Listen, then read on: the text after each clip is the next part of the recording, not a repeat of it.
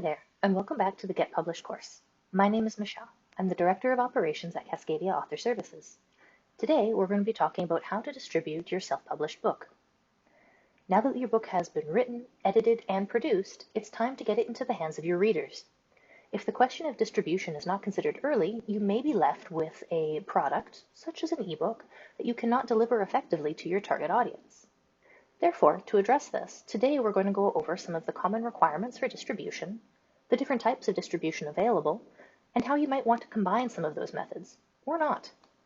We'll also go over some special considerations that you might have to make for you and your book when distributing. Now, my goal here today is to give you a general outline of how book distribution is accomplished. As such, I'm not going to be making mention of specific companies or services that offer distribution. However, if you're interested, we have included some info sheets in the links below that we'll keep updated with some current companies and our recommendations for them.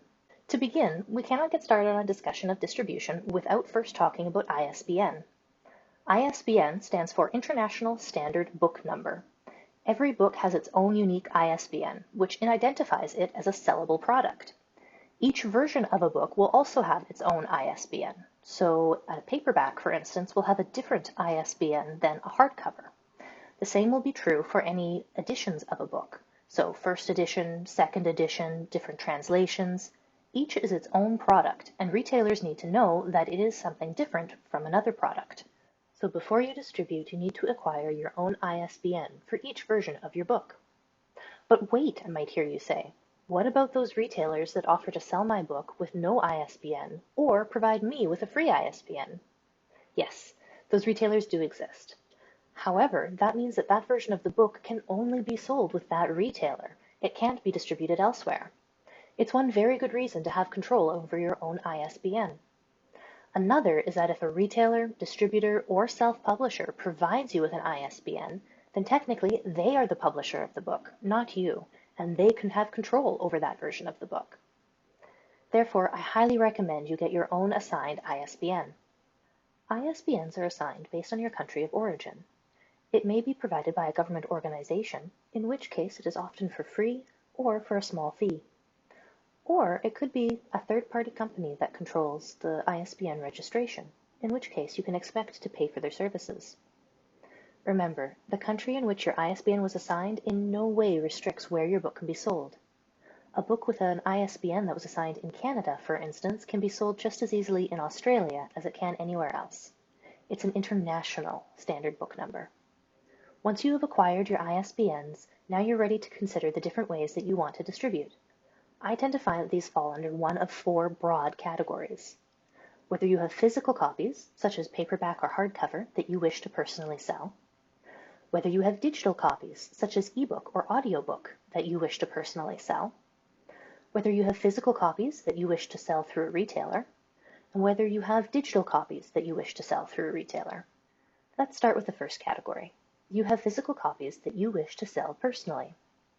This works best if you frequently attend events where you can offer your book for sale. If you have your own business or offer services where you can add on your book as an additional purchase. Or if you own your own website with an online store that you manage and you or your company are willing to process and ship the books yourself. This method of distribution is accomplished by working through wholesale printers. Essentially, you pay a book printer in order to print you multiple, often many, copies of your book. Now, due to knowledge technology, there are many different types of printers now that are available for different quantities of books that you may need. We'll discuss this in a little bit more detail later on. After the printer has sent the copies directly to you, you are free to sell them as you choose. The second broad category of book distribution is when you have digital copies that you wish to personally sell. This again works well when you have a website with an online store, or if you prefer to distribute your digital book through mailing list or giveaways. You can do the latter on your own or by using a third-party company that you pay to manage the mailing list.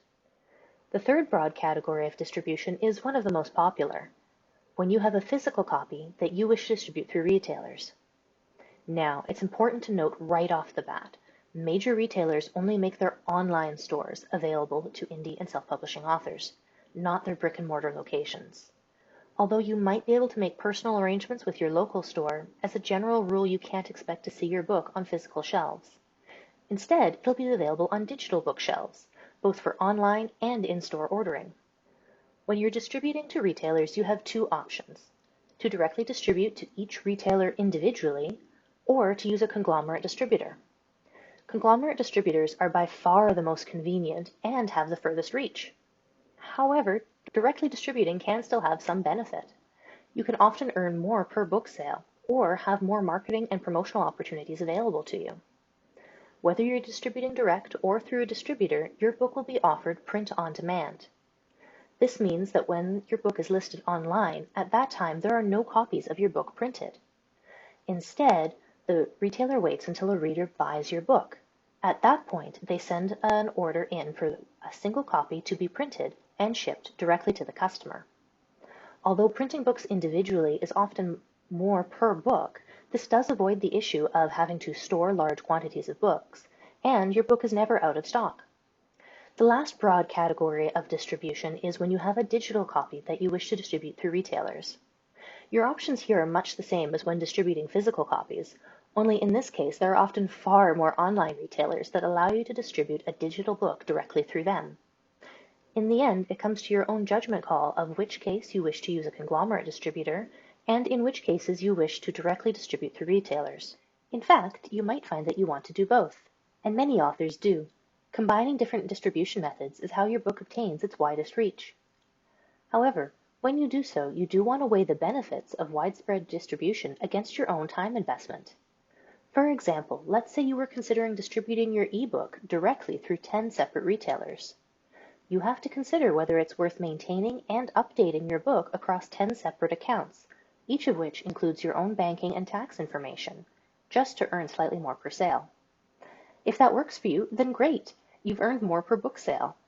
But if not, you might want to consider using a conglomerate distributor, or perhaps a conglomerate while directly distributing to one or two retailers. This brings us to the first consideration that you might have to make while distributing your book: how you make money through distributors. For the sake of this discussion, a distributor is both a retailer that you are directly distributing with and conglomerate distributors. When using a distributor, you get to set the list price, also known as the recommended retail price, or RRP. And here, the word recommended is key. Any bookstore has a right as a retailer to sell a book for any price that they like. However, they pay you based on your recommended retail price, so they usually stick pretty close. As I mentioned, they will pay you based on your RRP. They don't actually pay you the RRP, because that's the retail price, what the customer pays. The retail store has to make money themselves, as well as cover their own costs, such as shipping and employees. In this case, they then get a wholesale discount off of your recommended retail price.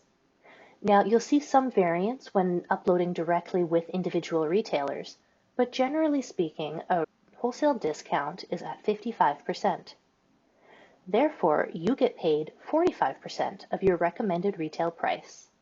Now, your own costs of printing have to be subtracted from this in order to create your total earnings per book.